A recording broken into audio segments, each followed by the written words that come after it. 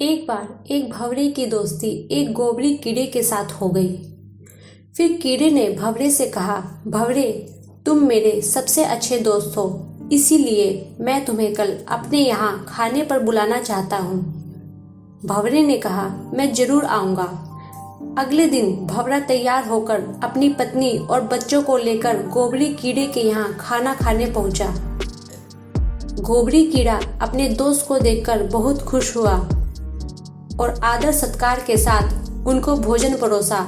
खाने में गोबर की गोलियां परोसी और कहने लगा, खाओ। भंवरा सोचने लगा, मैंने बुरे का संग किया, इसीलिए मुझे तो गोबर खाना ही पड़ेगा। भंवरे ने सोचा, मैंने इसका संग किया और फल भी पाया, तो इसको भी मेरे संग का फल मिलना ही चाहिए।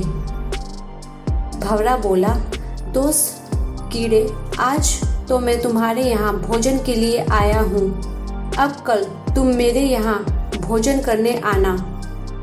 गोबरी कीड़ा बोला, जरूर दोस्त। अगले दिन कीड़ा अच्छे से तैयार होकर अपने दोस्त भंवरे के यहाँ खाने पर पहुँचा। फिर भंवरे ने कीड़े को उठाकर गुलाब के फूल पर बिठा दिया और रस पिलाया। कीड़े ने बहुत ही शौक से रस पिया और अपने दोस्त का धन्यवाद किया और कहने लगा, दोस्त, तुम तो बहुत ही अच्छी जगह रहते हो और अच्छा खाते हो। फिर कीड़े ने सोचा, क्यों ना मैं भी यहीं रह लूं।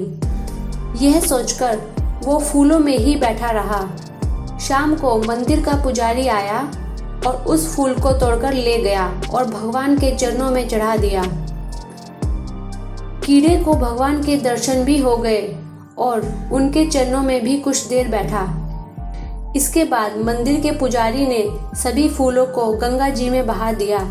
अब वो कीड़ा फूलों के साथ गंगा जी की लहरों पर लहर रहा था और अपनी किस्मत पर हैरान भी था कि कितना पुण्य हो गया। तभी भंवरा वहां उड़ता हुआ आया। कीड़े के पास आकर पूछा, दोस्त, अब बताओ क्या हाल है। कीड़ा बोला, अब जन्म जन्म के पापों से मुक्ति हो चुकी है। जहाँ गंगा जी में मरने के बाद अस्थियों को छोड़ा जाता है, वहाँ आज मैं जिंदा ही आ गया हूँ। ये सब मुझे तुम्हारी दोस्ती और अच्छी संगत का ही फल मिला है। आज मैं बहुत प्रसन्न हूँ। जिसको मैं अपनी जन्नत समझता था वो गंदगी थी और जो तेरी वजह से मुझे मिला है यही स्वर्ग है। गुरु ने हमेशा सही कहा है, जैसा संग करोगे वैसे बन जाओगे। शराबी का संग करोगे शराबी बन जाओगे, जुआरी का संग करोगे जुआरी बन जाओगे, स्वार्थी का संग करोगे तो स्वार्थी बन जाओगे, दानी का संग करोगे तो दानी बन जाओगे, संतों भक्तों का संग करोगे तो प्रभु नाम मीठा लगने लगेगा, प्रभु से प्रेम हो जाएगा।